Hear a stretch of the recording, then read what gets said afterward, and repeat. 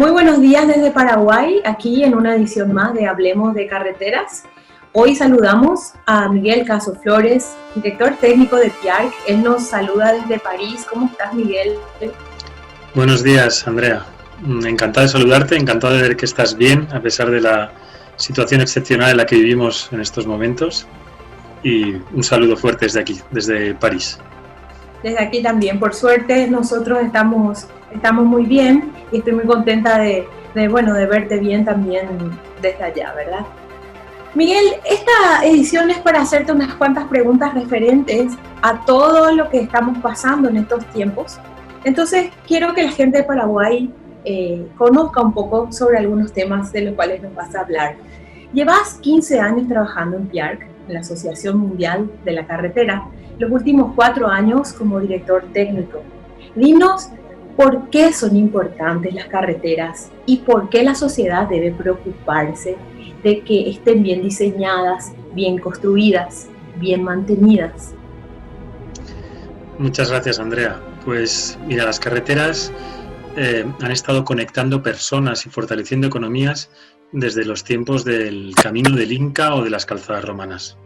Y con el tiempo se han convertido en un pilar fundamental de la cohesión social, del bienestar de las personas y del desarrollo de esas economías. Las buenas carreteras participan a 10 de los 19 Objetivos de Desarrollo Sostenible 2030 que han establecido las Naciones Unidas.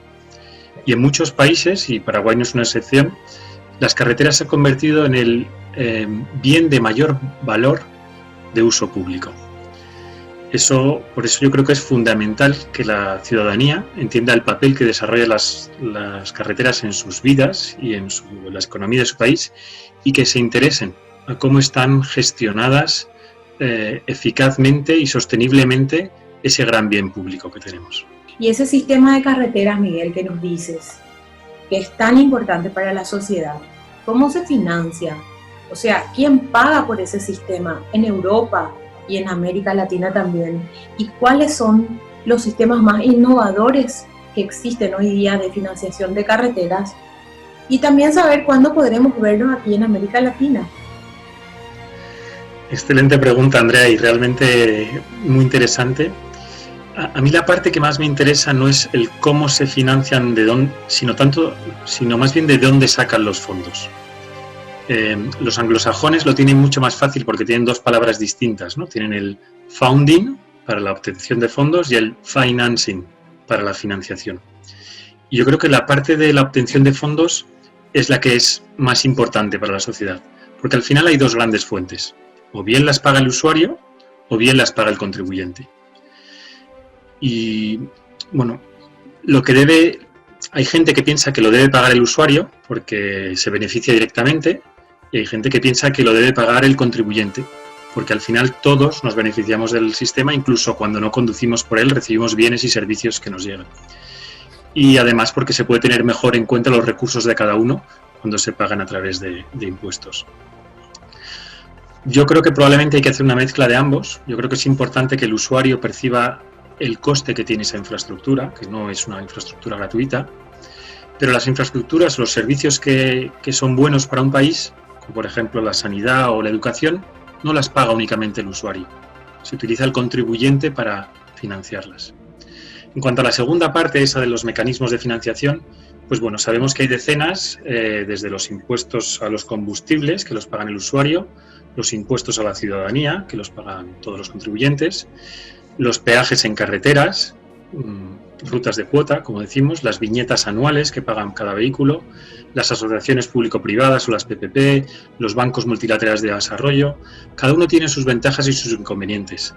Y bueno, estaría encantado de abordarlas con detalle y con más tiempo contigo, pero yo creo que lo esencial de estos sistemas, ya sean financiación innovadora, como decías, o más tradicionales, es hacer un buen análisis de cuáles son los riesgos económicos y quién puede asumirlos más eficazmente, si es el Estado o si es el sector privado.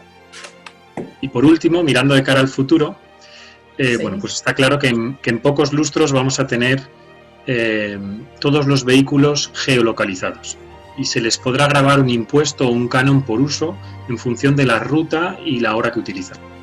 Pero atención, porque ahí vamos a volver al primer punto del debate. y es si las carreteras las deben pagar los usuarios o entre todos. Y insisto, yo creo que probablemente sea entre ambas, y es ahí donde cada país, cada sociedad va a tener que ajustar el cursor para decir cuánto paga el usuario y cuánto paga el contribuyente. Como decíamos al inicio de esta entrevista, estamos pasando por momentos muy excepcionales con el tema del COVID, con esta pandemia. ¿Y cuál es el papel que están teniendo las carreteras en el mundo en estos tiempos de COVID? Bueno, como hemos dicho, las carreteras juegan un papel fundamental en la sociedad y la economía en tiempos normales, y yo creo que en el COVID-19, con la COVID-19, se ha incrementado ese papel o se ha vuelto más importante por algunas características intrínsecas del transporte por carretera. No vamos a decirlo de otra forma, es un transporte en el que es fácil en la parte logística, transporte de mercancías, que cada transporte lo realicen pocas personas, haya pocas personas implicadas en cada movimiento, si lo comparamos con el ferrocarril o con los barcos, con los aviones, y porque también el usuario, los pasajeros, pues es un medio que les permite también cruzarse poco físicamente con otras personas, de nuevo comparado con ferrocarriles o aviones, por ejemplo. Entonces está demostrando que es un modo bastante resiliente a esta pandemia. Tiene muchos problemas y muchos desafíos, como bien sabes, pero está permitiendo que haya un movimiento del personal sanitario, de los suministros sanitarios, y también está consiguiendo mantener la economía latente. Recordemos, Andrea, que en un primer momento nos hemos enfrentado a una crisis sanitaria, pero que muy rápidamente se está convirtiendo en una crisis económica, y que si no le damos la respuesta apropiada, se va a convertir en una crisis social. Y por eso es fundamental entender el papel que las carreteras pueden desempeñar para salir de la crisis económica, generando empleo y evitando una crisis social. Hay muchos estudios diferentes sobre esto. Hay uno que me parece particularmente pertinente del Banco Mundial, realizado en 2008 tras la crisis financiera y específicamente para América Latina, donde se medía cuántos empleos se pueden generar en el corto plazo con inversiones en infraestructura. Y bueno, pues se ve que para América Latina, por ejemplo, la inversión en mantenimiento de carreteras rurales es lo que más empleos va a generar. Yo creo que este tipo de cosas hay que tenerlas muy en cuenta para esta salida de la crisis. Y creo, Andrea, que las crisis son un momento de oportunidad para revisar estrategias, porque hay que adaptarse a los nuevos cambios, hay que adaptarse a la nueva realidad, y por eso hay que pensar qué movilidad queremos para el mañana. Y estamos viendo que la COVID-19 está acelerando muchos de los cambios que ya se estaban produciendo, como la movilidad compartida, la movilidad eléctrica o descarbonizada, el uso de la bicicleta en los centros urbanos, la movilidad inclusiva, y Andrea, tú de esto sabes mucho, movilidad inclusiva tanto de género como de capacidad económica de cada uno, como de minusvalías. Hay una reinvención inclusive en el sector de emprendedores. Ayer hacíamos una entrevista a un emprendimiento, una plataforma online que sirve para viajar juntos. Uno avisa, se inscribe cuando va a ir a un lugar del país, entonces otra persona se puede inscribir y acompaña ese viaje porque es menos riesgoso que abordar un autobús. Y como sabes también, Miguel, en Paraguay, este tema que nos estabas hablando recién fue muy importante porque hoy en día existen 85.000 trabajadores en obras viales y eso es lo que parte de lo muy importante de lo que sostuvo la economía en estos tiempos de pandemia. Y bueno, por último, Miguel, te quiero hacer una pregunta. Mencionaste una nueva movilidad que está surgiendo. ¿Cómo va a ser la movilidad del futuro? ¿Y qué papel van a jugar las carreteras en esa movilidad del futuro? Pues yo creo, Andrea, que la movilidad del futuro va a ser la movilidad que nosotros queramos. Va a ser el reflejo de la sociedad que queramos construir. Y por eso, desde PIARC y yo personalmente, pues apostamos por una movilidad compartida, como la que acabas de mencionar, con transporte público, con carriles de vehículos de alta ocupación o de bus, con vehículos compartidos. Sabemos que la mayoría de los vehículos privados están mucho tiempo parados.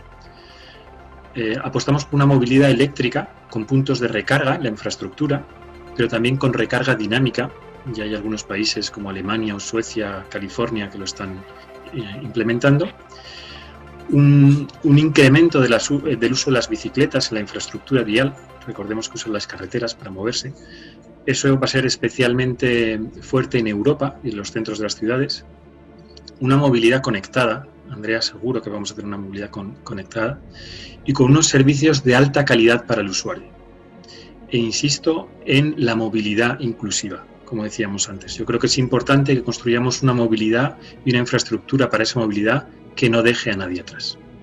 Es importante que las carreteras y la infraestructura vial estén preparadas para desarrollar y para incitar esa nueva movilidad que la sociedad quiere.